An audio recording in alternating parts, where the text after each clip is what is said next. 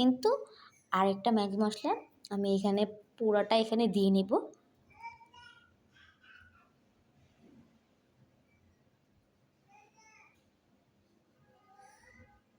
দিয়ে এবার ভালো করে মশলাটার সাথে কিন্তু আমরা রাইসটাকে করে নেব, মিক্সড করে নেব।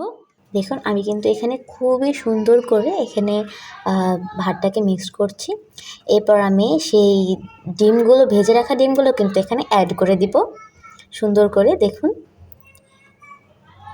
দিয়ে এবার এটাকে ভালো করে মিক্সড করে নিব।